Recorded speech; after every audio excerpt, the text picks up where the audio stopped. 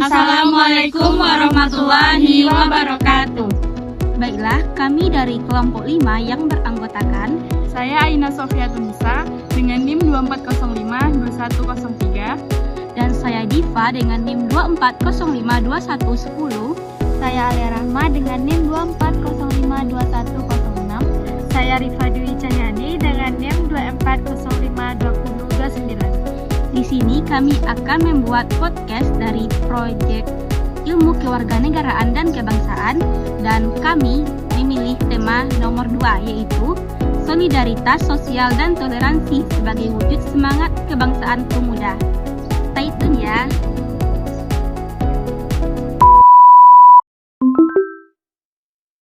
Halo guys, kembali lagi bersama saya Diva. Nah, di podcast kali ini saya akan menjadi pemateri. Nah, di sini kami akan membahas tuntas tema nomor 2, yaitu solidaritas sosial dan toleransi sebagai wujud semangat kebangsaan pemuda. Nah, kenapa sih kami kelompok 5 memilih tema ini? Nah, di hidup yang penuh dengan keberagaman ini, setiap hari kita bertemu dengan teman-teman yang berbeda keyakinan dengan kita, berbeda suku dengan kita, dan kita pun belajar dari dosen atau guru yang berbeda adat istiadatnya. Nah, ini adalah suatu kenyataan yang kita hadapi di kehidupan sehari-hari. Tapi kenyataan ini justru menjadi awal mula dari terjadinya konflik. Dan kami melihat di media sosial betapa mudahnya orang terbawa emosi hanya karena perbedaan pendapat. Dan kami menyaksikan masih banyak diskriminasi karena suku, bangsa, bahasa, bahkan cara berpakaian. Kami membaca beberapa artikel tentang perpecahan, hoaks, dan ujaran kebencian yang mengatasnamakan identitas budaya atau agama. Dan kami bertanya, kalau bukan kita, para pemuda, siapa lagi yang akan menjaga keberagaman bangsa kita ini? Dan kami semua tidak ingin diam, karena kalau kita diam berarti kita membiarkan, dan ketika kita membiarkan berarti kita menyerah pada perpecahan. Disinilah pentingnya solidaritas sosial dan toleransi, dua hal yang menjadi pondasi bangsa yang penuh dengan keberagaman ini. Tanpa solidaritas kita akan egois, dan tanpa toleransi kita akan curiga, dan tanpa keduanya kebangsaan kita ini hanyalah slogan semata. Dan kami percaya bahwa kebangsaan itu tidak hanya ada di hari upacara bendera setiap hari Senin saja, tetapi justru ini diuji dalam kehidupan keseharian kita yang penuh dengan keberagaman dan tantangan. Dan saat kita merangkul yang berbeda pandangan, dan saat kita memilih bersatu, bukan malah menjauh. Dan bagi kami, kelompok 5 memilih tema solidaritas sosial dan toleransi sebagai wujud semangat kebangsaan pemuda ini bukan hanya sekedar mata kuliah, bukan sekedar tugas proyek, tetapi ini adalah bentuk sikap kami, dan ini adalah kepedulian, dan ini adalah cermin dari kegelisahan dan harapan kami sebagai generasi muda. Dan kami semua ingin membuktikan bahwa pemuda bukan hanya sekedar penonton sejarah, tetapi juga bagian dari perubahan. Dan kami juga memiliki alasan bahwa memilih tema ini, kami menginginkan diri kami sendiri terkhususnya, dan siapapun yang mendengarkan podcast kami ini nanti, bahwa Indonesia terlalu besar jika dibiarkan retak atau runtuh hanya karena suatu perbedaan. Dan kenapa sih harus sekarang kita membahas solidaritas, toleransi? Kalau bukan sekarang, kapan lagi? Karena waktu di mana perbedaan bukan lagi hal yang asing, tapi justru jadi titik temu. Karena sekarang adalah era di mana suara pemuda itu bisa didengar di mana-mana saja. Bisa melalui podcast, media sosial, yang banyak sekali fitur orang lain bisa mengakses suara pemuda. Seperti ada YouTube, TikTok, Instagram, dan lain sebagainya. Kalau dulu pemuda membakar semangatnya melalui pidato di tengah lapangan, hari ini kita bisa menebar semangat lewat edukasi, video inspiratif, dan video-video positif lainnya. Dan solidaritas serta toleransi ini bukan sesuatu yang usang. Justru hari ini kita membutuhkannya lebih dari sebelumnya. Jadi itulah alasan kenapa sih kami memilih tema ini sebagai tema proyek kami. Kami ingin melalui podcast kami ini atau melalui video kami ini, jika ada lewat di teman-teman bisa lebih menghargai apa itu keberagaman, tidak menjadikan alasan bahwa keberagaman itu nantinya akan menjadikan perpecahan. Nah, sekian penjelasan dari kenapa sih kami memilih tema ini.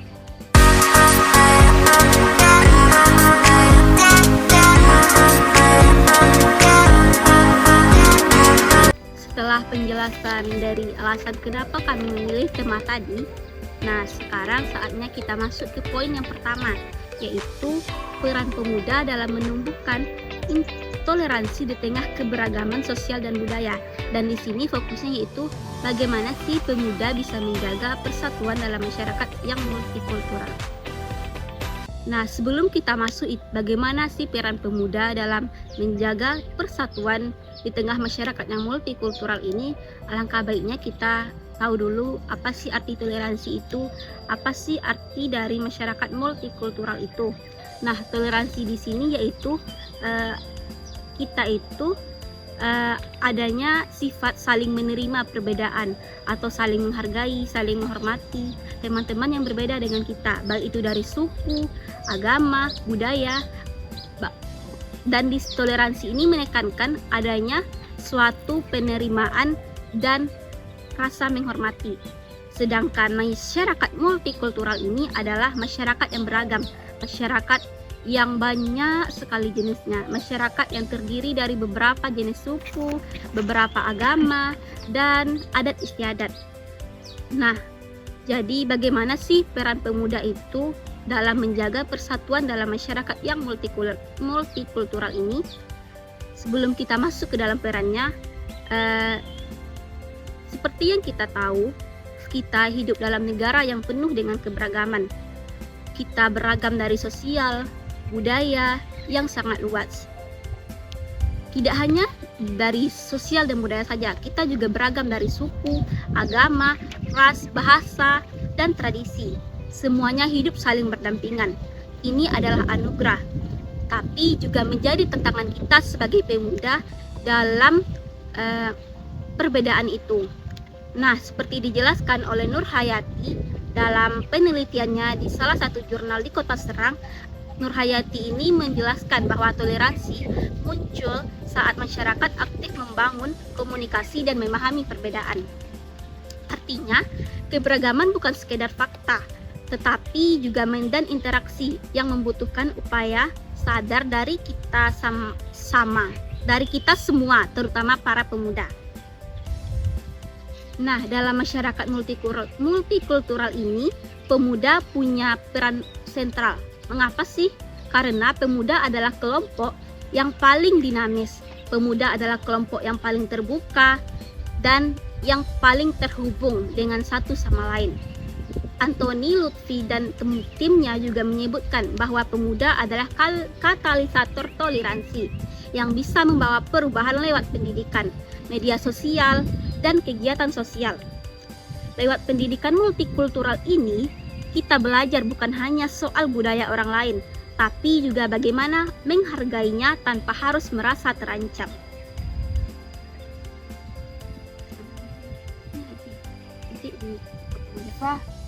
Tapi aku bingung, apa kita harus setuju dengan semua budaya lain agar bisa disebut toleransi?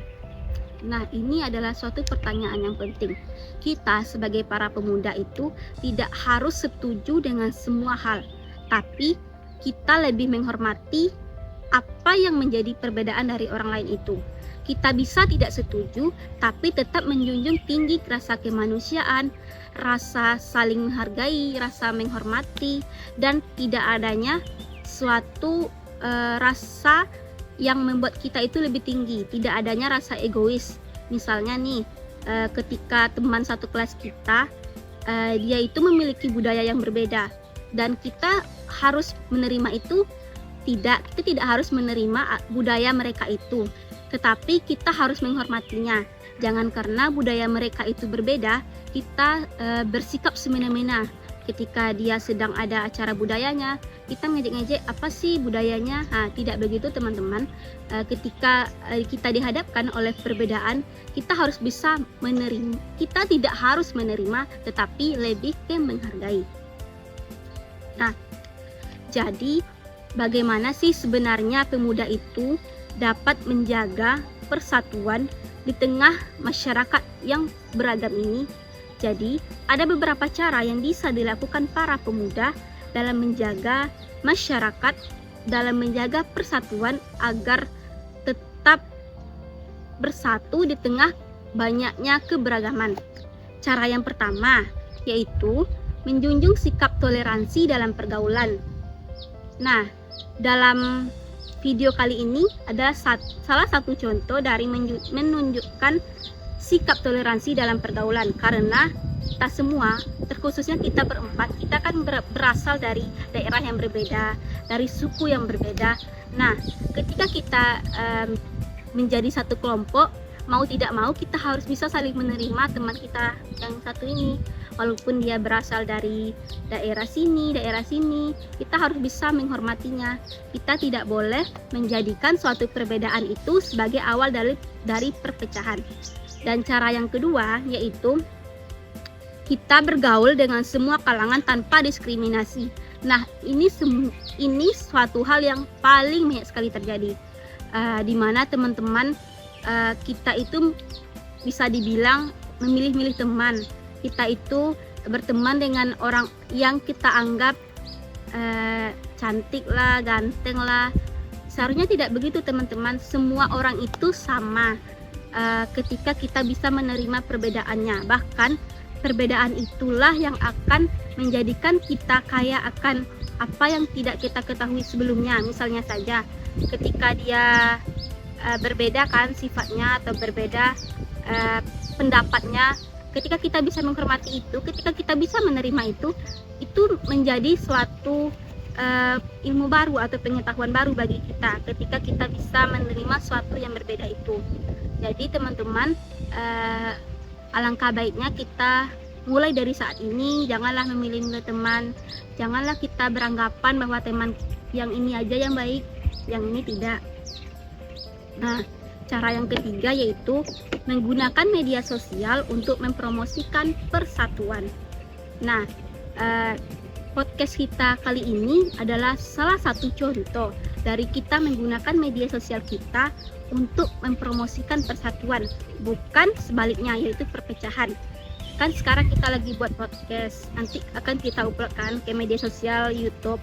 Nah, YouTube itu kan nanti banyak tuh orang yang menontonnya. Kan setelah menonton dia jadi tahu, oh iya ya, bahwa masyarakat yang beragam itu bukan alasan untuk kita saling membenci, saling tidak menghargai, bahkan itu adalah awal dari kita agar bisa saling menghormati.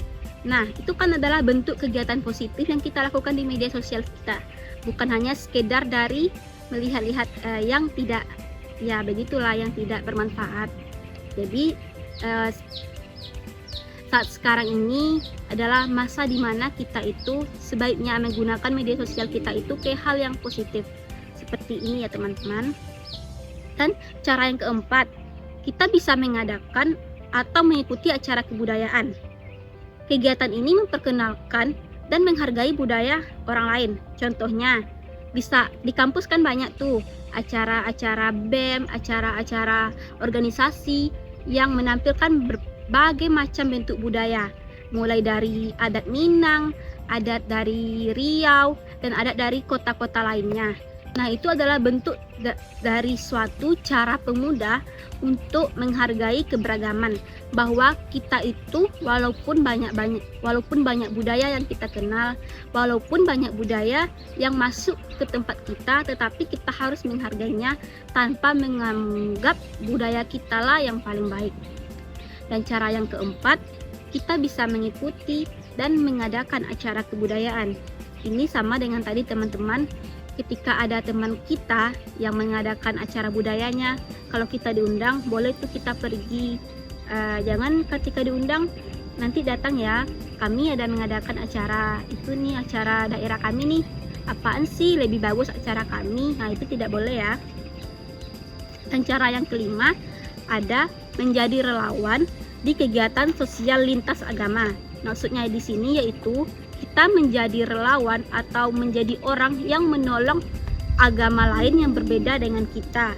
Contohnya saja, di saat teman-teman kita yang agamanya berbeda dengan kita yang sedang terkena musibah, kita harus menolongnya. Jangan jadikan alasan agama dia yang berbeda itu menjadikan kita tidak mau menolongnya. Dan cara yang selanjutnya, kita bisa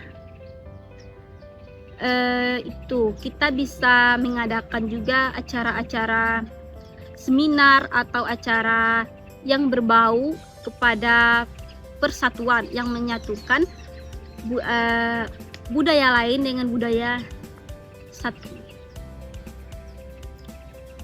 Nah, dari beberapa cara di atas dapat kita simpulkan bahwa kita sebagai pemuda itu banyak sekali cara yang dapat kita lakukan dalam memperkuat rasa nasionalisme atau rasa persatuan kita terhadap banyaknya keberagaman yang ada di dalam negeri kita ini. Nah, di sini sekolah, komunitas, dan lingkungan sebagai ruang pembelajaran toleransi. Nah, pendidikan formal dan non-formal juga memegang peran yang sangat penting dalam toleransi ini. Seperti dalam jurnal yang telah kami baca, bahwa sekolah bisa menjadi ruang latihan sosial yang baik untuk menanamkan toleransi, di mana di ruang kelas yang penuh dengan keberagaman, yang penuh dengan masyarakat multikultural, siswa belajar menghadapi perbedaan bahasa, adat istiadat, cara berpakaian, cara berpendapat. Tetapi hal ini jangan kita jadikan sebagai alasan untuk terjadinya perpecahan. Bagaimana kalau kita berada di lingkungan yang belum terbiasa dengan perbedaan? Apa kita bisa tetap menjaga persatuan? Nah, ketika kita berada di lingkungan yang tidak terbiasa dengan adanya perbedaan, disinilah peran penting kita dibutuhkan. Kenapa? Ketika kita tidak terbiasa dengan perbedaan, nah kita sebagai pemuda nih, ketika kita melihat hal itu, kita harus memberi ruang pendapat yang berbeda. Kita harus menunjukkan bahwa persatuan bukan berarti keseragaman, tetapi kesediaan untuk hidup damai dalam perbedaan. Jadi ketika ada nih teman-teman kita yang atau kita sendiri ketika berada di lingkungan yang berbeda, kita belum terbiasa. Boleh sih kan, kita namanya juga baru beradaptasi nih dengan banyaknya perbedaan yang ada. Tetapi kan lama-kelamaan suatu perbedaan itu akan bisa kita maklumi kan, kita anggap sama lah gitu. Karena dengan itu seiring berjalannya waktu, dan ketika kita menganggap bahwa keseragaman atau berbagai macam ragam itu sesuatu yang baik, sesuatu yang membawa kita jauh lebih baik atau banyak mengenal sesuatu.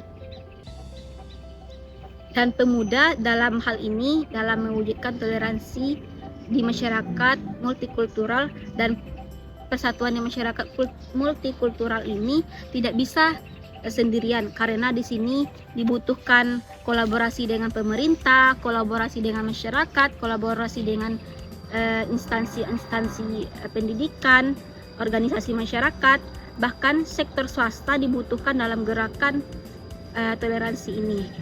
Dan jangan lupa mengingat bahwa ketika kita hidup di tengah keragaman ini, di tengah keberagaman yang menyelimuti kita sehari-hari, jangan pernah kita menganggap atau menjadikan keberagaman itu adalah suatu hal yang nantinya akan menimbulkan perpecahan. Mulai dari saat sekarang ini, kita harus mengubah pandangan negatif kita itu terhadap perbedaan. Kita harus bisa berusaha agar perbedaan itu bisa menjadi suatu hal yang memperkaya kita.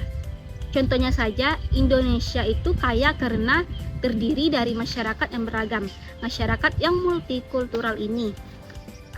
Indonesia saja bisa tuh menerima semua keberagaman yang ada. Tentunya diri kita pribadi sebagai pemuda, terkhususnya kita nih di kelompok 5 harus bisa menerima keberagaman yang ada di sekitar kita. Di sekitar kita saja dulu, baru kita bisa melihat keluar bahwa keberagaman itu harus kita hormati, bukan kita anggap sebagai musuh atau perpecahan. Nah, sekian materi dari Diva. Selanjutnya kita akan masuk ke segmen tanya jawab. Bagi teman-teman yang memiliki pertanyaan, boleh bertanya.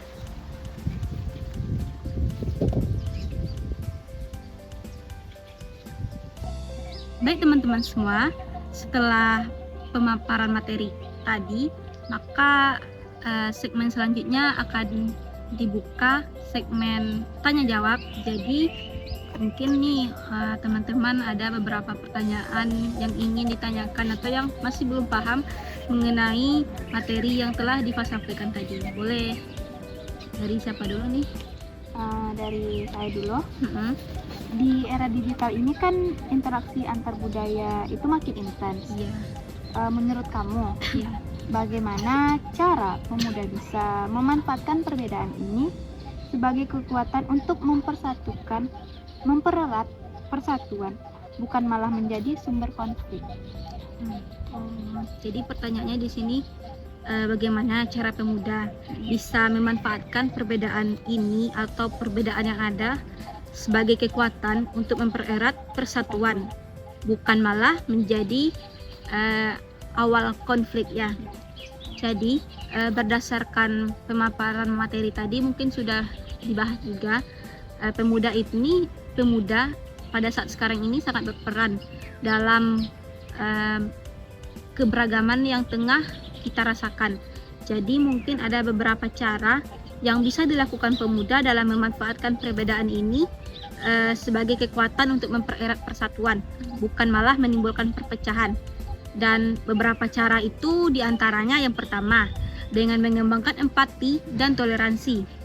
Di sini contoh dari mengembangkan empati dan toleransi itu bisa dari itu, misalnya nih ada teman kita atau salah satu dari kita itu yang sedang sakit. Misalnya Alia itu lagi ada rezeki lebih kan. Jadi si Rifa sedang sakit. Jadi kan empati kita. Jadi kan kita juga bisa tuh menolong Rifa seperti membelikan Rifa makanan. Dan cara yang kedua dalam memanfaatkan perbedaan ini yang bisa dilakukan oleh para pemuda, yaitu bisa menggunakan media sosial sebagai bentuk positif atau menggunakan media sosial secara positif. Nah, contoh ini bisa terlihat nih, banyak sekali pada saat sekarang ini para pemuda yang sudah mengubah cara pandangnya atau mengubah pandangannya yang dulu mungkin berpikir kalau media sosial ini hanya sekedar hiburan kan, hanya sekedar untuk game, hanya sekedar untuk posting-posting itu foto, selfie. Tapi kan sekarang udah banyak nih para pemuda yang mulai membuat media sosialnya menjadi lebih positif, seperti dia bisa membuat podcast, dia bisa membuat video edukatif, dan masih banyak sih sebenarnya. Dan cara yang ketiga yaitu bisa mengikuti program pertukaran budaya. Ini sangat penting sih, karena dengan melakukan pertukaran budaya, dengan melakukan atau dengan pergi ke tempat yang berbeda budayanya dengan kita, itu kan sangat berdampak positif sekali, karena itu dapat menambah wawasan kita, menambah pengetahuan kita tentang budaya, yang mana budaya itu sangatlah banyak kan. Dan yang keempat, cara yang bisa dilakukan pemuda dalam memanfaatkan perbedaan ini sebagai kekuatan, yaitu bisa mengembangkan kemampuan komunikasi lintas budaya. Maksudnya di sini itu kan komunikasi itu kan bisa dari cara berbicara kita. Jadi kita dapat mengembangkan komunikasi kita dengan teman-teman kita yang berbeda budaya. misalnya ini budaya kita kan itu ada kita Minang, jadi mungkin ada teman kita yang orang Papua kan budayanya itu berbeda, jadi cara pemuda dalam memanfaatkan keberagaman ini kita bisa kayak berkomunikasi lebih baik lah gitu kan ke orang yang budayanya berbeda dengan kita. Mungkin hanya itu sih beberapa cara. Mungkin lebih banyak lagi cara yang bisa dilakukan para pemuda, tapi tadi itu adalah beberapa cara yang bisa Diva jelaskan untuk memanfaatkan perbedaan ini sebagai kekuatan dan mempererat persatuan, bukan malah menjadi sumber konflik. Gimana Alia?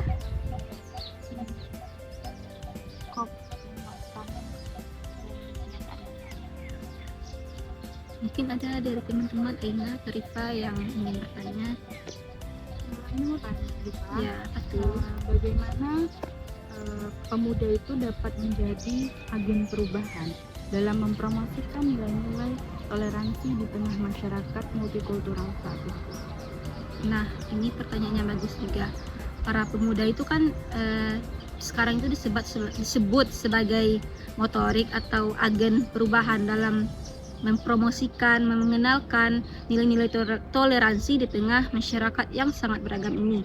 Dan Ina nanya kan bagaimana, berarti itu caranya kan, cara pemuda dalam menjadi agen perubahan dalam mempromosikan nilai-nilai toleransi di tengah masyarakat multikultural.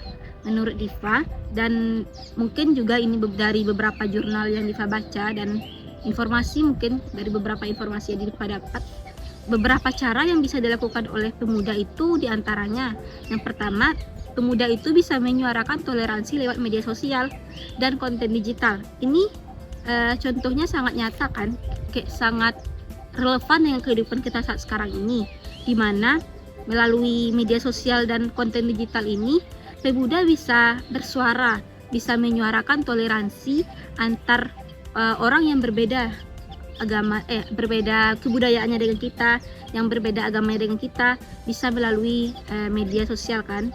Dan cara yang kedua itu bisa tuh aktif mengikuti dan menginisiasi kegiatan sosial dan budaya. Maksudnya itu kita bisa sebagai para pemuda itu lebih aktif lagi mengikuti kegiatan-kegiatan yang berbau budaya, kegiatan-kegiatan yang berbau keberagaman, karena manfaatnya sangat banyak sekali sih. Itu manfaatnya itu sudah dirasakan, karena ketika kita mengikuti suatu kegiatan itu, suatu kegiatan yang positif, nanti pas pulang-pulang pasti kita tuh untuk semangatnya kita pergi tadi. Soalnya ketika kita pergi ke tempat yang anggaplah belum kita pernah pergi sebelumnya, belum pernah kita ikuti program-programnya, kan itu suatu hal yang menambah wawasan kita kan. Dan cara yang ketiga, bisa juga tuh para pemuda menjadi teladan dalam kehidupan sehari-hari. Contohnya saja, kita ketika ingin berubah itu harus dimulai dari diri kita sendiri kan. Dan ketika kita sudah menjadi yang mengarah ke yang lebih baik itu, pastinya kita akan bisa menjadi teladan bagi teman-teman kita, bisa memberikan contoh kepada teman-teman kita. Dan cara yang keempat, mungkin bisa menghidupkan nilai toleransi di sekolah dan kampus. Nah, contoh toleransi ini sangatlah dekat dengan kita kan, seperti di kampus saja. Kita itu harus bertoleransi, misalnya teman kita ini agamanya berbeda dengan kita, misalnya dia Kristen, kita harus bertoleransi, misalnya kita ajak dia tuh pergi, nanti kita itu yuk kita main hari Minggu, kan kita tahu kalau orang Kristen itu kan itunya ibadahnya Minggu, jadi kalau kita udah tahu kan, jadi kita harus bertoleransi, menghormatinya kalau dia emang tidak bisa pergi dengan kita karena dia ada tugas lain atau itu kepentingan lain yang harus dia laksanakan. Dan berkolaborasi dan bergerak bersama ini juga satu cara sih yang bisa dilakukan, karena kalau kita itu bergerak bersama, para pemuda ini bergerak bersama, nantinya kita akan bisa tuh menjadi agen perubahan dalam mempromosikan nilai-nilai toleransi di tengah keberagaman multikultural ini. Mungkin sekian sih jawaban yang bisa dijelaskan. Bagaimana Aina? Saya terima dan saya jadi mengerti tentang yang saya awalnya tidak tahu jadi sekarang. Jadi Aina harus lebih beradaptasi dengan teman-teman yang berbeda agama dan lain sebagainya. Oke. Nah, Siapa lagi guys yang mau bertanya? Pertama-tama Betul. menurut pendapat Ica, Ya. mengapa peran pemuda ini sangat penting dalam menjaga persatuan di masyarakat yang multikultural? Ini kan sangat sesuai dengan itu kan, sesuai dengan materi Rifa yang Rifa jelaskan tadi, yaitu bagaimana pemuda bisa menjaga persatuan di tengah masyarakat yang multikultural ini. Jadi di sini pemuda itu sangatlah memegang peran penting, peran vital, di mana pemuda itu adalah penggerak untuk menjaga persatuan di tengah keberagaman yang ada. Dan menurut Diva, ada beberapa cara yang bisa dilakukan oleh para pemuda dalam menjaga persatuan di tengah keberagaman ini. Yang pertama, yaitu para pemuda kita nih khususnya harus bisa hidup di tengah keberagaman. Maksudnya itu kita harus bisa hidup di tengah perbedaan-perbedaan yang ada. Kita harus bisa hidup dengan orang yang berbeda pendapat dengan kita. Jangan sampai hanya dengan berbeda pendapat kita putus teman atau putus hubungan dengan satu orang. Itu yang dinamakan bisa hidup di tengah keberagaman, di tengah banyaknya perbedaan kita sebagai pemuda yang akan menjadi pemuda emas di tahun 2045 nanti. Kita harus bisa hidup di tengah keberagaman yang ada. Itu cara yang pertama. Dan yang kedua, para pemuda juga bisa menjadi katalisator perubahan. Ya, ini kan emang tugas atau peran dari para pemuda kan. Para pemuda itu katalisator, menjadi motorik, menjadi agen dari perubahan. Dan tadi sudah Diva jelaskan juga bahwa pemuda itu orangnya itu dinamis, terbuka dan terhubung dengan apapun. Jadi pemuda itu sangatlah mudah dalam menciptakan suatu perubahan. Dan cara yang ketiga, mungkin para pemuda bisa menjadi menjadi teladan dan nantinya akan menjadi harapan bangsa. Kan seumuran kita ini nantinya di tahun 2045 kan kitalah yang akan memegang kekuasaan di Indonesia ini. Jadi kita adalah harapan bangsa Indonesia. Maka dari itu kita harus bisa menjadi teladan bagi teman-teman kita, menjadi teladan untuk diri kita sendiri terkhususnya. Dan cara yang selanjutnya, para pemuda bisa punya akses ke media dan komunikasi. Maksudnya di sini para pemuda itu bisa menjadi narahubung lah dengan media dan komunitas semacamnya, karena ketika pemuda dan media itu saling bekerja sama, pemuda bisa membuat konten atau video yang positif di media sosialnya, pasti itu akan bisa menjadi suatu cara dalam menjaga persatuan di masyarakat yang penuh dengan keberagaman ini. Mungkin sekian dari jawaban Rifa. Bagaimana Rifa? Baik, Ica. Terima kasih jawabannya sangat memuaskan. Oke teman-teman semua, mungkin sampai di sini sesi tanya jawab kita. Terima kasih telah menonton sampai sejauh ini. Sampai bertemu di episode selanjutnya. Dadah.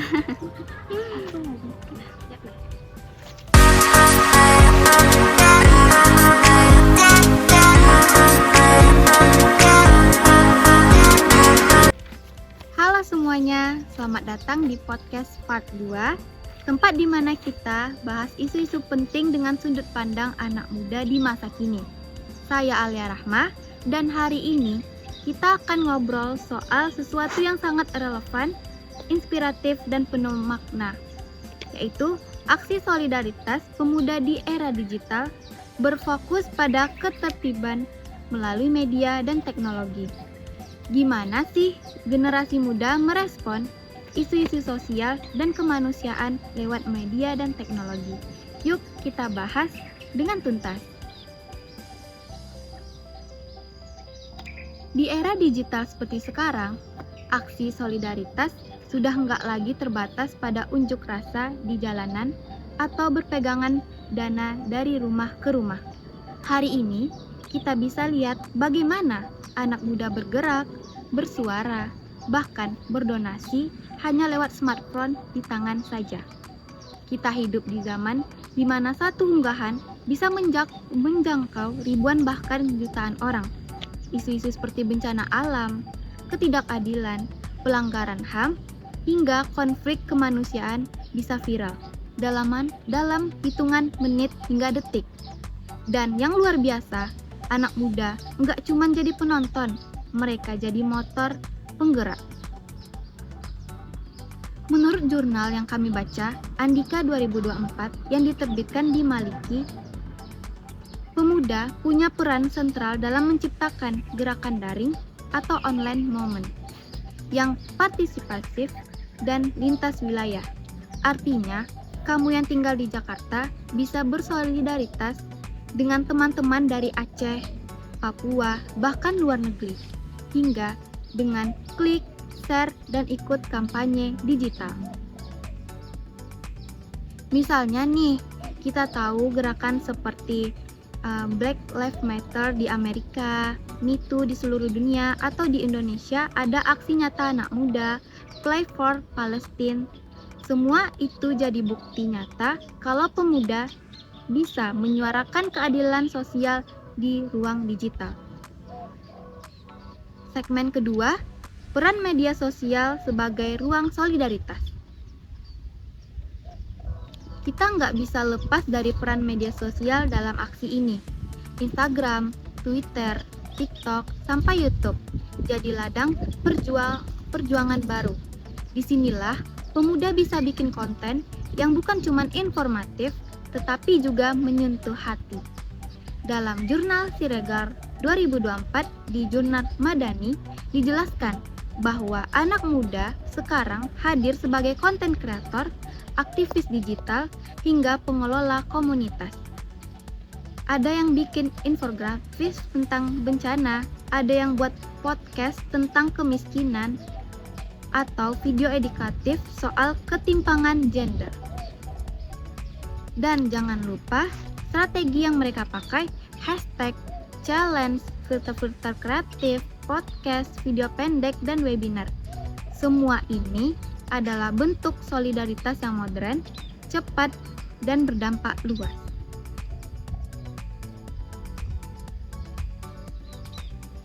Tapi di balik itu semua ada tantangannya loh. Seperti yang diangkat oleh jurnal Andika, meskipun gerakan digital itu powerful, tapi juga rawan jadi dangkal. Istilahnya, kita terjebak dalam aktivis yang cukup sebatas klik dan share tanpa aksi nyata. Misalnya, ikut petisi online, tapi nggak pernah lanjut untuk diskusi atau aksi di lapangan. Belum lagi soal disinformasi. Di era banjir informasi, kadang kita terburu-buru menyebarkan berita tanpa cek fakta. Ini bisa bikin gerakan kehilangan kredibilitas atau bahkan dimanfaatkan untuk agen tertentu saja. Dan jangan lupa soal algoritma media sosial. Kadang kita cuma lihat hal-hal yang mirip dengan pandangan kita sendiri, alias hidup di filter bubble. Ini bisa bikin diskusi jadi sempit dan kurang inklusif.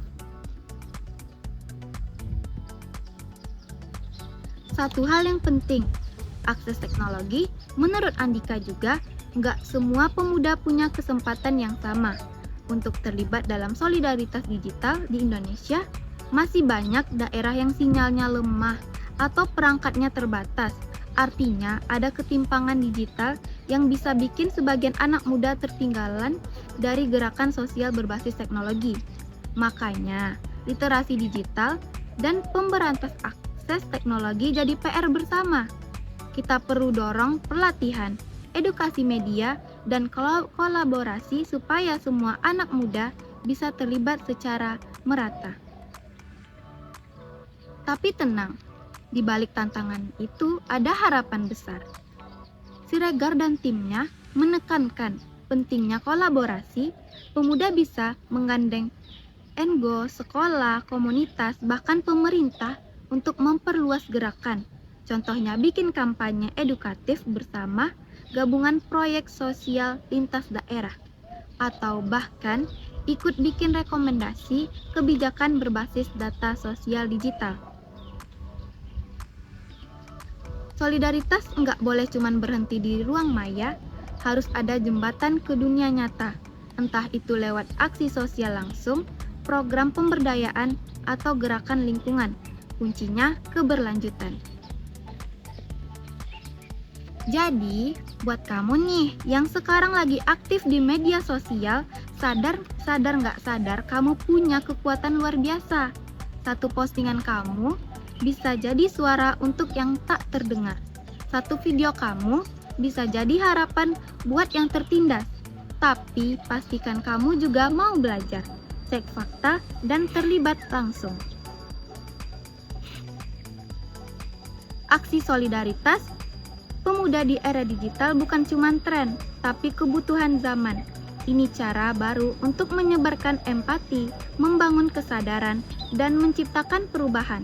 Tapi agar benar-benar berdampak, kita butuh lebih dari sekedar viral.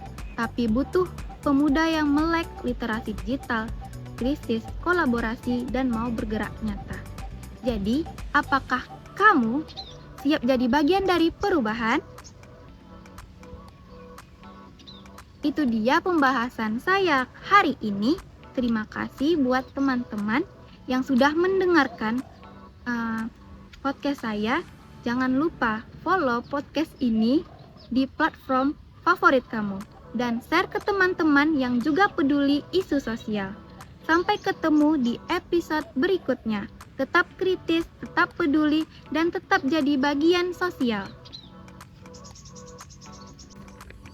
Baik, kali ini kita akan masuk ke sesi tanya jawab. Teman-teman semuanya, apabila ada yang ingin ditanyakan atau kurang dimengerti dari paparan podcast saya tadi, boleh ditanyakan pada saat ini. Oke Alia, Diva ingin menanyakan nih ke Alia.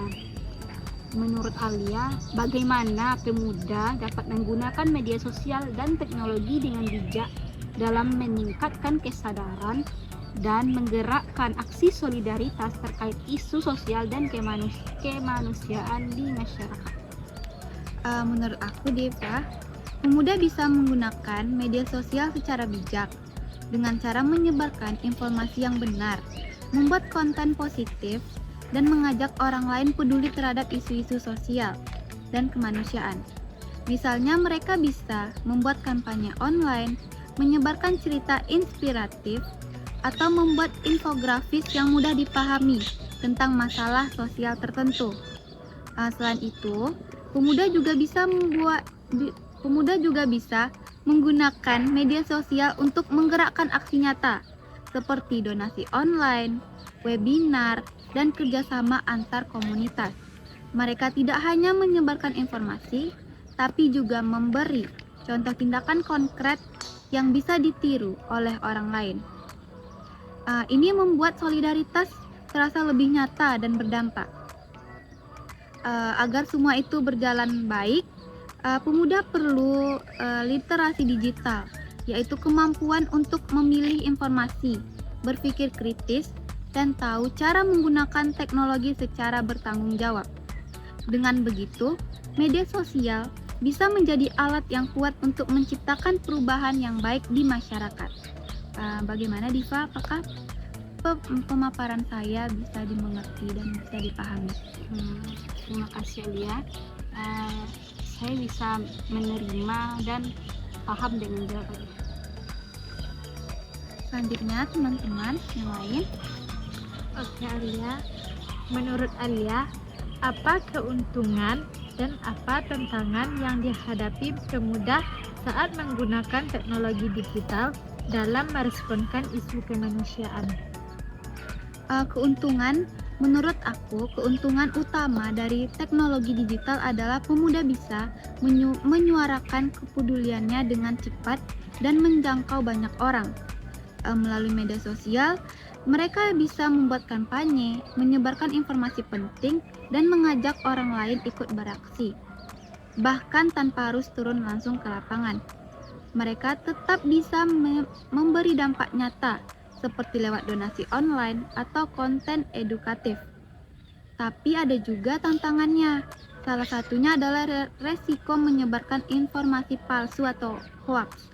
Kadang kita perlu mengetahui berita tersebut itu real atau hoax semata. kita harus mencari tahu apakah itu benar adanya atau tidak. Kadang karena terlalu cepat membagi sesuatu tanpa cek fakta, pesan yang disampaikan bisa malah menyesatkan. Ada juga fenomena slacktivism, yaitu saat orang hanya sekedar like atau share, tapi tidak benar-benar terlibat dalam aksi nyata tersebut. Tantangan lainnya adalah keterbatasan akses teknologi. Kan tidak semua wilayah nih yang punya internet yang bagus atau perangkat digital yang bagus. Jadi, pemuda juga perlu memikirkan cara agar aksi solidaritas bisa diikuti oleh semua kalangan, termasuk mereka yang tidak selalu aktif di dunia digital. Bagaimana Rifa pernyataan saya? Terima kasih Alia, jawabannya sangat bagus. Selanjutnya, Jadi Alia mau tanya, bagaimana pemuda dapat memanfaatkan media dan teknologi untuk berkontribusi dalam aksi solidaritas terhadap isu sosial dan kemanusiaan? pemuda bisa memanfaatkan media dan teknologi untuk berbagi informasi, mengedukasi masyarakat, dan membangun kesadaran tentang isu sosial yang penting. Contohnya, mereka bisa membuat video, podcast yang telah kita lakukan saat ini, atau postingan yang menjelaskan tentang ketidakadilan, bencana alam, atau isu-isu kemiskinan, secara kreatif dan mudah dimengerti. Selain itu, media digital juga bisa dipakai untuk menggerakkan aksi nyata, misalnya lewat penggalangan dana online, kampanye sosial lewat hashtag, atau kolaborasi dengan komunitas lainnya. Untuk membuat gerakan yang lebih besar, semua itu bisa dilakukan di mana saja dan kapan saja, tanpa harus bertemu langsung. Dengan teknologi,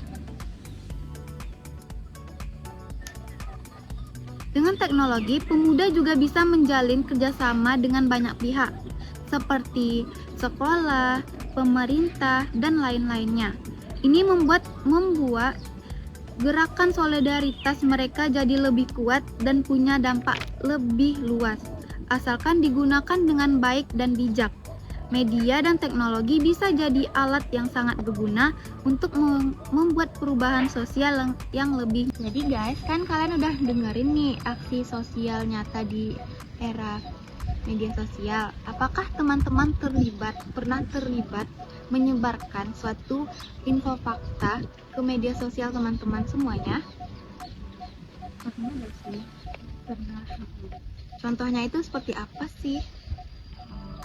Kalau sekarang itu kan lagi viral atau lagi itu kan kita prihatin dengan peristiwa di Palestina. Jadi mungkin saya sendiri nih dan teman-teman mungkin pernah itu menyebarkan postingan tentang Palestina yang nantinya itu akan membuat orang lain yang melihat postingan kami itu tergerak hatinya untuk bisa bertoleransi lagi dengan atau lebih membantu lagi tuh masyarakat Palestina. Kan itu juga suatu aksi nyata yang kita lakukan yang berdampak positif lah. Aksi solidaritas, solidaritas kita antar umat beragama nyata. Mungkin itu saja jawaban yang bisa saya sampaikan. Mohon maaf apabila ada kesalahan dan kekurangannya. Saya tutup dengan Assalamualaikum warahmatullahi wabarakatuh. Makasih, dadah.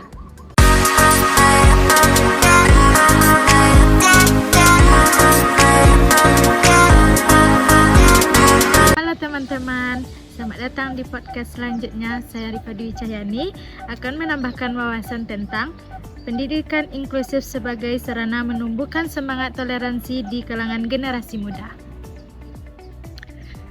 Pendidikan memiliki peran yang sangat penting dalam membentuk karakter dan kepribadian generasi muda. Salah satunya, pendekatan pendidikan yang kini menjadi sorotan global adalah pendidikan inklusif. Pendidikan inklusif ini adalah sistem pendidikan yang mengakomodasi semua peserta didik tanpa memandang perbedaan fisik, mental, sosial, ekonomi, etnis, budaya, dan agama. Lebih dari sekedar menyatukan siswa dalam satu ruang kelas, pendidikan inklusif menekankan penerimaan terhadap keberagaman sebagai bagian integral dari proses belajarnya. Di tengah masyarakat Indonesia yang menjemuk, pendidikan inklusif menjadi strategi kunci untuk menumbuhkan semangat toleransi dan membangun rasa kebersamaan sejak usia dini. Pendidikan inklusif tidak hanya berfokus pada anak-anak saja, tapi juga melibatkan seluruh elemen peserta didik dari berbagai latar belakang. Ketika anak-anak dengan latar belakang berbeda-beda, baik dari sisi ekonomi, agama, suku, budaya, atau kondisi fisik dan psikologisnya, belajar bersama dalam satu lingkungan yang setara. Maka terbentuklah kesadaran kolektif bahwa perbedaan bukanlah penghalang untuk bersatu. Anak-anak belajar langsung dari integrasi sehari-hari bahwa menghargai, memahami, dan bekerja sama dengan yang berbeda adalah bagian dari hidup masyarakat yang sehat. Disinilah letak peran strategis pendidikan inklusif dalam menanamkan nilai-nilai toleransi secara alami dan berkelanjutan. Pendidikan inklusif memberikan banyak ruang untuk membentuk lingkungan belajar yang ramah dan suportif. Guru sebagai ujung tombak dalam pendidikan memiliki tanggung jawab penting untuk tidak hanya mengajarkan materi akademis saja, tetapi juga memfasilitas pembelajaran sosial yang menyeluruh melalui pendekatan seperti pembelajaran berbasis nilai, kegiatan diskusi, kolaborasi proyek, seperti pembiasaan sikap saling tolong-menolong. Nilai-nilai toleransi dapat ditanamkan secara sistematis. Salah satu contoh nyata implementasinya pendidikan nilai dalam konteks keberagaman adalah program proyek penguatan profil pelajar Pancasila P5 yang menekankan pada penguatan karakter, toleransi, gotong royong, dan semangat Bhinneka Global. Kurikulum yang mendukung pendidikan inklusif biasanya menyisipkan materi atau kegiatan yang memperkenalkan siswa pada berbagai kebudayaan, tradisi, dan keyakinan yang berbeda. Kegiatan seperti perayaan Hari Besar Lintas Agama, pengenalan budaya lokal dan internasional, serta kerja kelompok yang heterogen sangat efektif dalam membentuk sikap inklusif. Dalam jangka panjang, siswa yang tumbuh dalam lingkungan seperti ini akan memiliki empati yang tinggi, kemampuan komunikasi lintas budaya yang baik, dan kemampuan menyelesaikan konflik secara damai. Banyak penelitian menunjukkan bahwa siswa yang dididik dalam sistem pendidikan inklusif cenderung memiliki sikap yang lebih terbuka, tidak mudah menghakimi, dan lebih sikap menghadapi kehidupan masyarakat yang plural.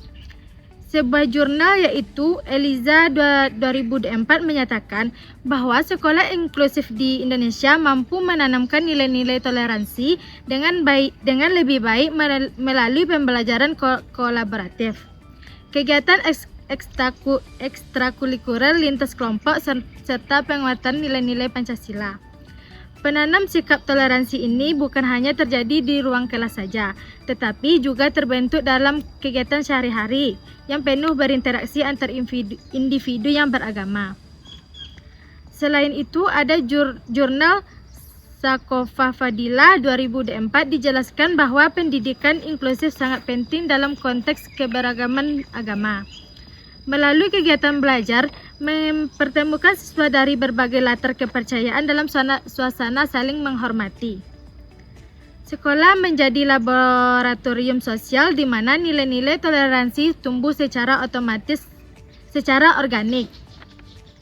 Pendidikan agama tidak diajarkan eksklusif, tetapi dalam semangat multikultural yang menekankan pada pemahaman terhadap perbedaan sebagai bagian dari ciptaan Tuhan.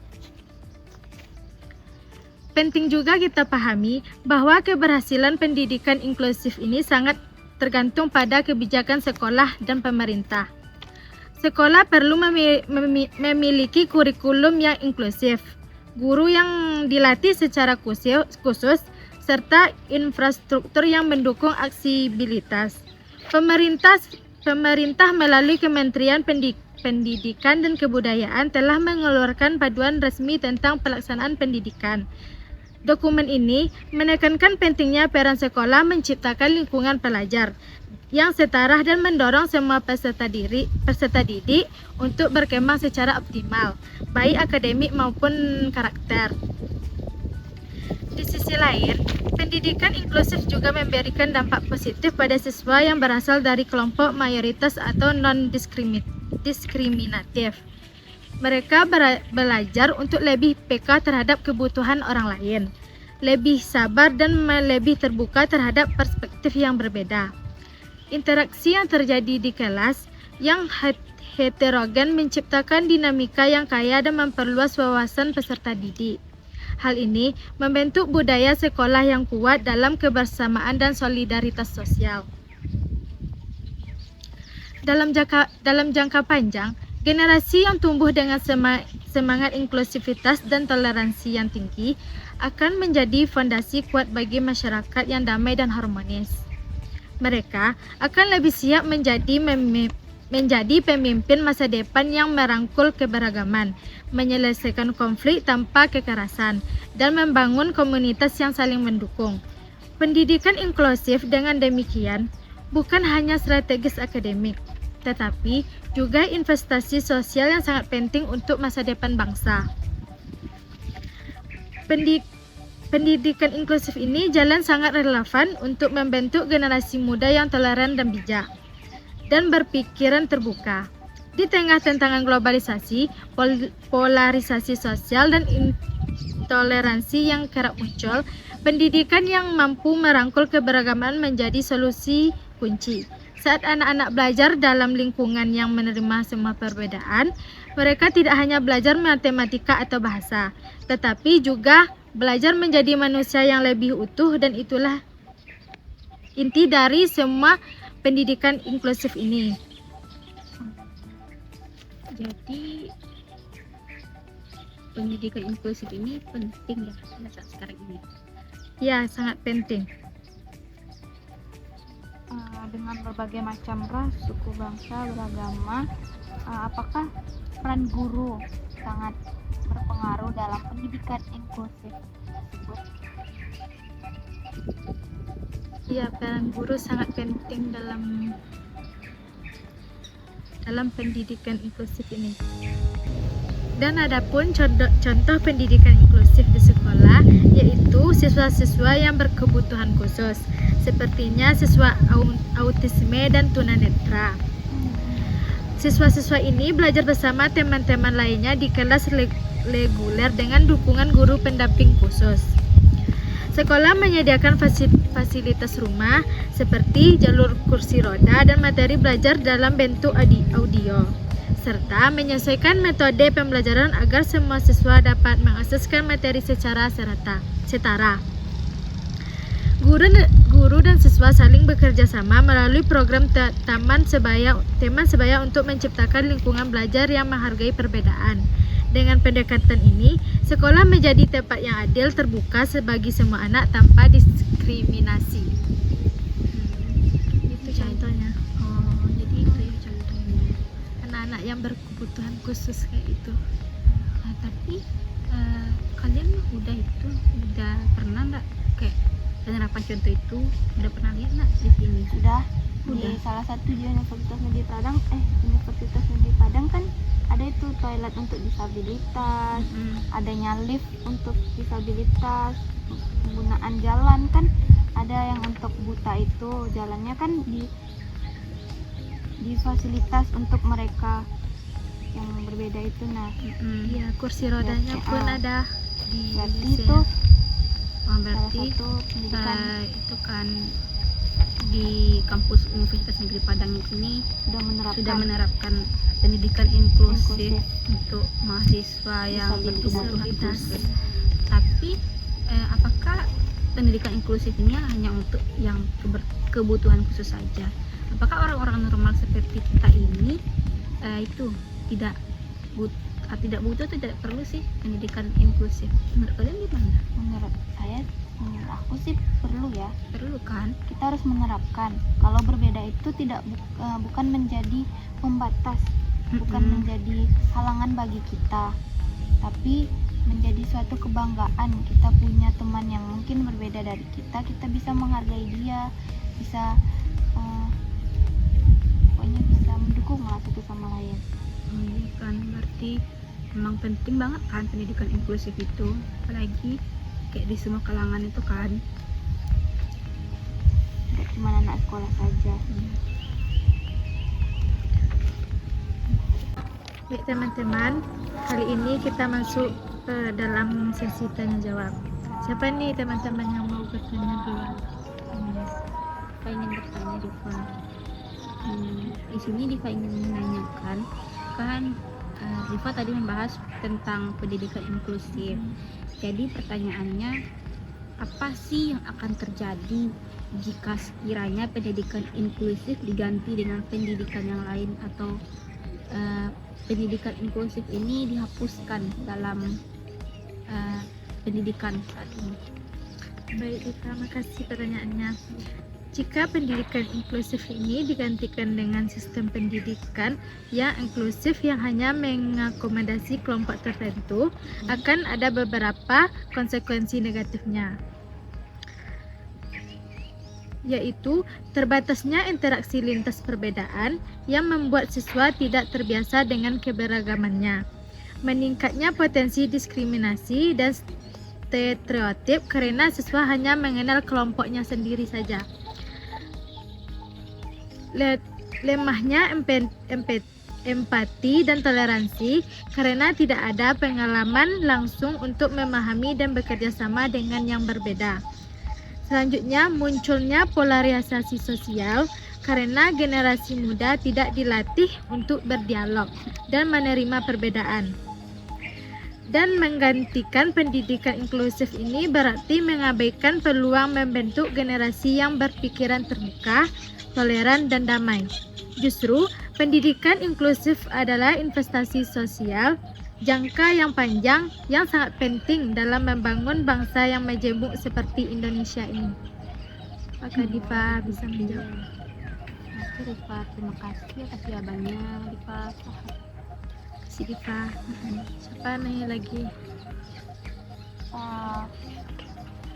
Aku mau nanya nih, bagaimana pendapat Diva bentuk nyata dari pendidikan inklusif di sekolah atau lingkungan belajar saat ini?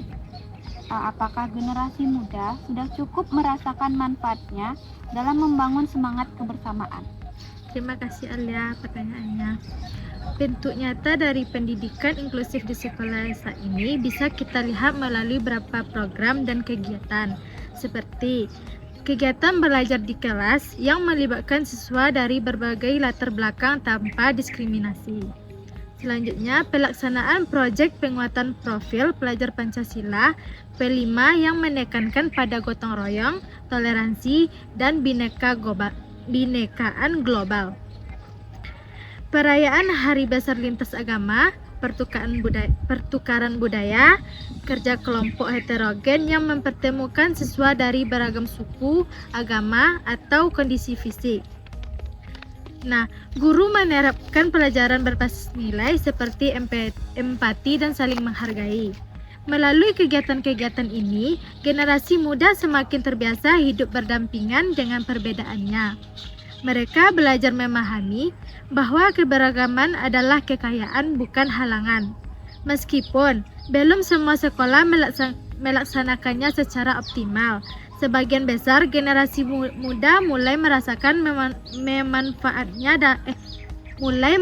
manfaatnya dalam bentuk rasa kebersamaan, sikap terbuka, dan kepedulian terhadap sesama. Maka Alia menerima jawabannya. Terima kasih Kak. Kak Aina mau tanya, mengapa pendidikan inklusif itu penting untuk menumbuhkan semangat toleransi di kalangan generasi muda? Baik Aina, terima kasih pertanyaannya. pendidikan inklusif penting karena menjadi sarana alami untuk menanamkan nilai-nilai toleransi dalam kehidupan sehari-hari. Ketika anak-anak belajar dalam lingkungan yang beragam, baik secara agama, budaya, ekonomi, maupun kondisi fisik, mereka terbiasa berinteraksi dengan orang yang berbeda. Proses ini akan menumbuhkan sikap saling menghargai, menghormati, karena perbedaan dianggap sebagai bagian dari kehidupannya. Empati dan kepedulian sosial yang tumbuh dari pengalaman langsung bekerja sama dengan teman yang berbeda latar belakangnya. Kemampuan menyelesaikan konflik secara damai karena mereka dilatih untuk mendengar dan memahami perspektif orang lain. Dengan pendekatan seperti ini, toleransi tidak hanya menjadi teori saja, tetapi menjadi bagian dari karakter generasi muda yang akan terbawa hingga dewasa yang menciptakan masyarakat yang damai dan harmonis. Apakah Ina menerima jawabannya? Terima kasih Liva, Ina dapat menjawab. Sekian sesi tanya jawab dalam podcast saya. Terima kasih. Dah.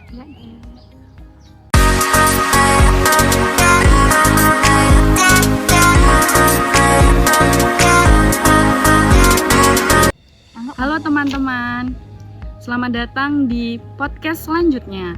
Saya Aina Sofia Tunisa. Dalam episode kali ini, kita akan membahas sesuatu yang sangat relevan dengan kehidupan kita sehari-hari. Pemanfaatan media sosial untuk mengampanyekan nilai-nilai solidaritas dan toleransi antar pemuda, yang fokusnya pada strategi digital dalam menyebarkan semangat kebangsaan dan persatuan. Nah, sebagai negara yang kaya akan keragaman budaya, Indonesia memiliki peluang besar, tetapi juga tantangan besar dalam menjaga persatuan. Di tengah era digital yang serba cepat dan canggih ini, segala informasi dapat kita temukan dengan cepat. Bagaimana kita bisa menjaga nilai-nilai kebangsaan dan semangat persatuan yang telah diwariskan oleh para pendiri bangsa? Saya ingat waktu saya masih kecil, ketika upacara bendera di setiap hari Senin adalah momen yang saya tunggu-tunggu. Ada rasa bangga berdiri tegak menyanyikan lagu Indonesia Raya bersama teman-teman. Sekarang, dengan kehidupan yang bergerak ke arah digital, momen seperti itu tidak lagi menjadi bagian dari kehidupan kita. Tapi, bukan berarti semangatnya harus hilang. Hari ini, mari kita bahas bagaimana dunia digital bisa menjadi wadah untuk menyalakan kembali semangat itu. Media sosial telah menjadi ruang publik baru. Dari bangun tidur hingga menjelang tidur malam, media sosial menjadi tempat kita mencari informasi, hiburan, bahkan teman. Dengan lebih dari 139 juta pengguna aktif, Indonesia adalah salah satu negara paling aktif di media sosial. Di balik angka tersebut, ada potensi luar biasa untuk membangun kesadaran kebangsaan. Kita bisa menyebarkan pesan persatuan melalui hal-hal yang sederhana, contohnya dengan menggunakan media sosial. Contohnya video seorang guru yang mengajarkan lagu nasional kepada murid-muridnya di desa terpencil bisa menjadi viral dan menyentuh hati banyak orang. Atau konten yang menampilkan upacara adat dari berbagai daerah yang membangkitkan rasa bangga akan budaya sendiri. Nah, media sosial ini memungkinkan narasi kebangsaan disampaikan secara visual, emosional, dan bahkan bisa viral gitu. Dengan sentuhan kreativitas, pesan nasionalisme bisa menjadi konten yang menarik. Namun, apakah semua ini berjalan otomatis? Tentu saja tidak, kan? Kita membutuhkan kesadaran kolektif, terutama dari generasi muda, bahwa mereka punya peran besar dalam menyebarkan nilai-nilai ini. Nah, strategi digital untuk menyebarkan semangat kebangsaan. Yang pertama, edukasi melalui konten positif, di mana kita bisa membuat konten yang menceritakan tentang sejarah perjuangan bangsa, bicarakan tentang tokoh-tokoh nasional dari berbagai suku dan agama, ungkapkan kisah inspiratif dari orang biasa yang melakukan hal luar biasa untuk masyarakat. Ini bukan hanya konten, tapi ini adalah pendidikan karakter dalam bentuk digital. Kemudian yang kedua ada kampanye hashtag. Kita bisa membuat tantangan di media sosial yang melibatkan masyarakat, seperti hashtag 1 Indonesia Challenge, di mana pengguna membagikan satu hal yang mereka banggakan dari daerah asal mereka, atau gerakan dengan hashtag bahasa daerah hari ini yang mendorong orang untuk berbicara dalam bahasa lokal mereka. Kemudian yang ketiga ada kolaborasi dengan influencer dan konten kreator. Banyak influencer yang punya pengaruh luar biasa.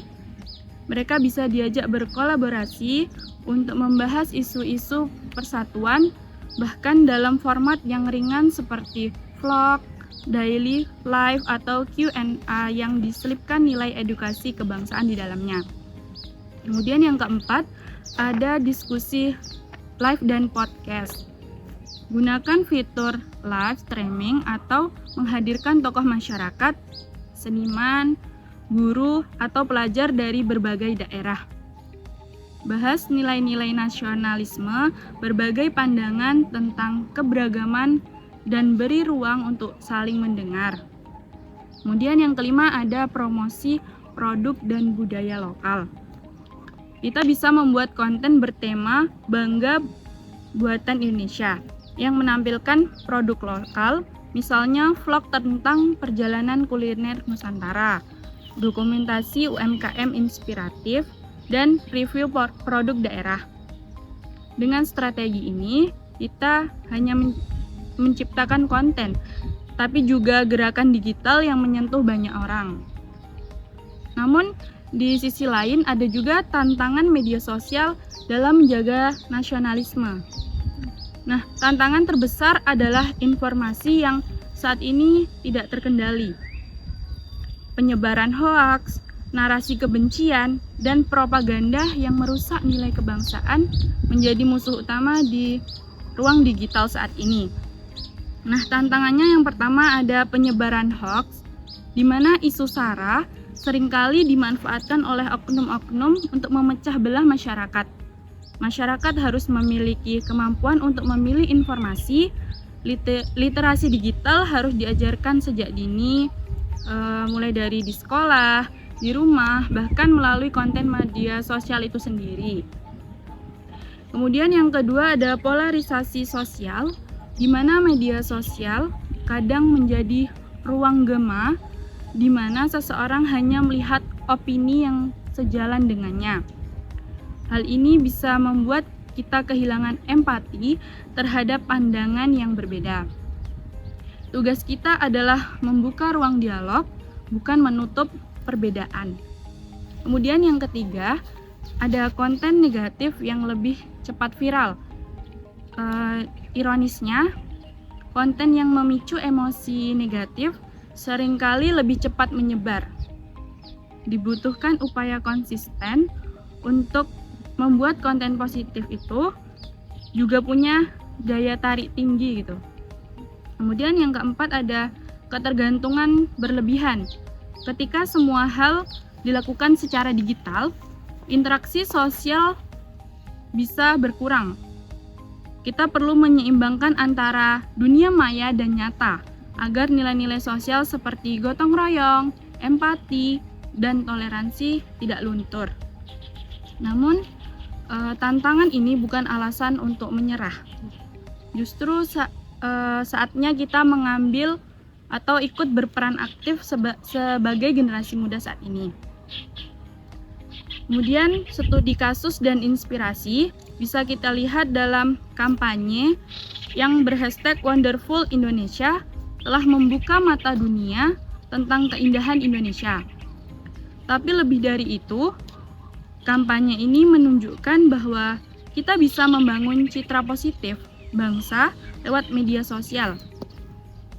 Kampung digital di beberapa daerah seperti contohnya Banyuwangi dan Maluku juga memberi contoh bahwa literasi digital bisa dimulai dari desa.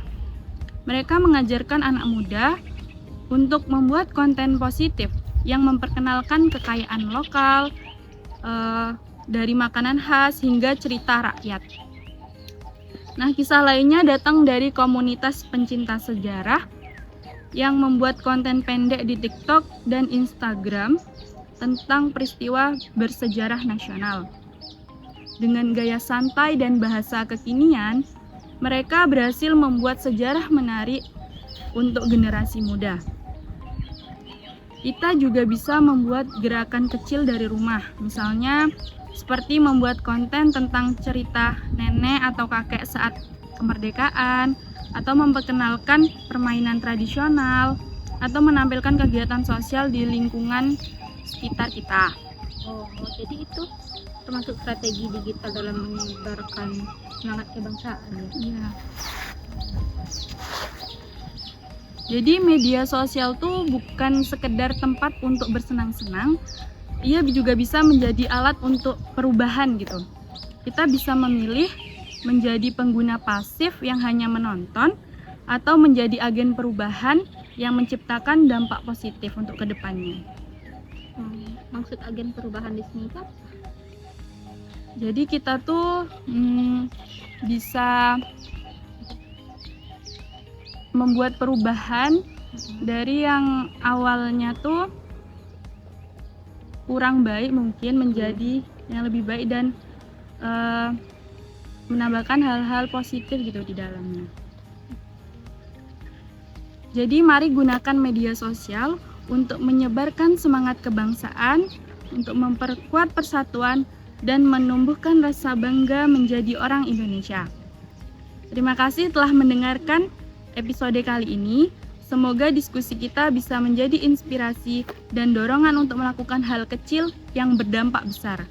Jangan lupa untuk membagikan episode ini ke teman-teman Anda, follow podcast ini di platform favorit Anda, dan tunggu episode berikutnya yang akan mengangkat topik menarik lainnya seputar Indonesia.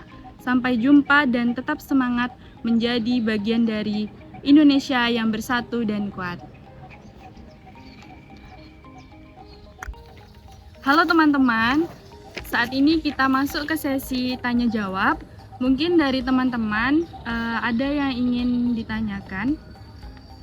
Oke Aina, Diva ingin bertanya. Ya Diva. Pertanyaannya itu dari banyaknya media digital, manakah yang lebih berdampak dalam menyebarkan semangat kebangsaan dan persatuan?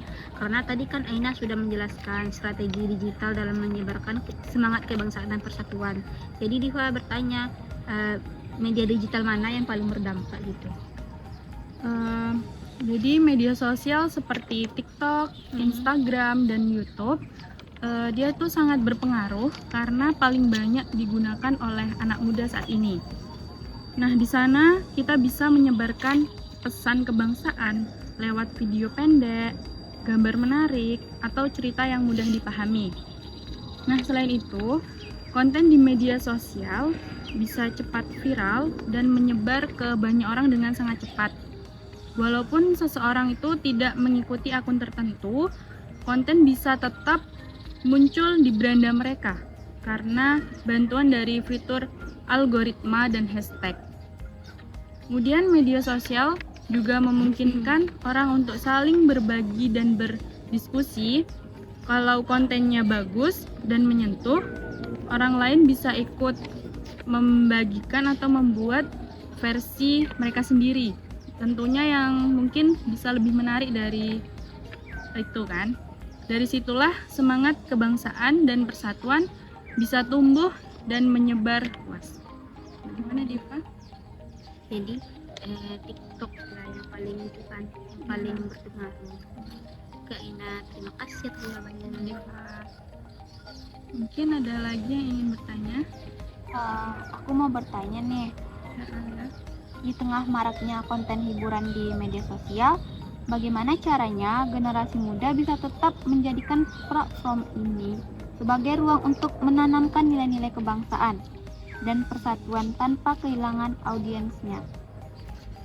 Jadi anak muda itu bisa tetap menyebarkan nilai kebangsaan di media sosial dengan cara yang kreatif dan seru. Nah, misalnya seperti membuat video lucu, lagu singkat, atau meme yang berisi pesan tentang persatuan dan cinta tanah air. Jadi walaupun temanya ini serius, tampilannya tetap menyenangkan untuk ditonton. Nah, konten bisa dibuat mengikuti tren seperti challenge, duet, atau story yang sedang ramai. Dengan begitu, orang-orang tetap tertarik menonton karena bentuknya yang kekinian. Tapi isi pesannya tetap tentang pentingnya menghargai perbedaan dan menjaga persatuan. Jadi intinya, selama cara penyampaiannya itu menarik dan tidak membosankan, pesan yang disampaikan akan tetap sampai. Media sosial juga bisa menjadi tempat yang bagus untuk menyebarkan semangat kebangsaan, asalkan dibungkus dengan cara yang sesuai dengan gaya anak muda saat ini. Gitu Alia. Bagaimana Alia? Baik. Jawabannya sangat memuaskan. Mungkin ada lagi yang ditanya?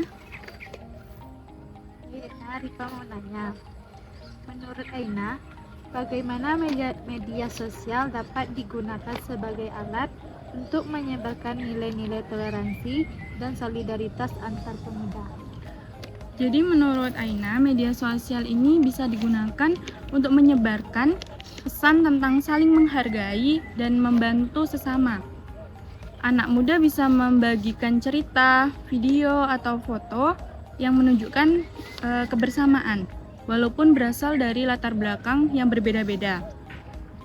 Kita juga bisa membuat seperti kampanye online, seperti tantangan atau hashtag yang mengajak orang untuk menyebarkan pesan, kebaikan, dan toleransi. Misalnya berbagi cerita tentang teman beda agama yang saling membantu, atau pengalaman bekerja tanpa memandang perbedaan. Nah, selain itu, media sosial bisa jadi tempat ngobrol dan bertukar pikiran.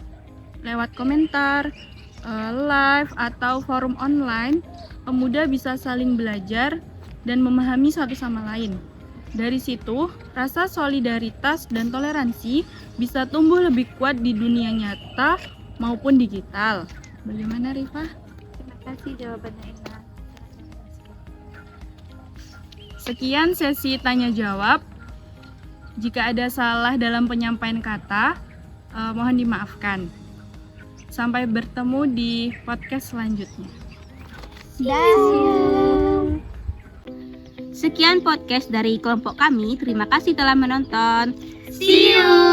Teguhkan toleransi, kuatkan solidaritas, jayakan Indonesia. Kelompok 5 pasti bisa.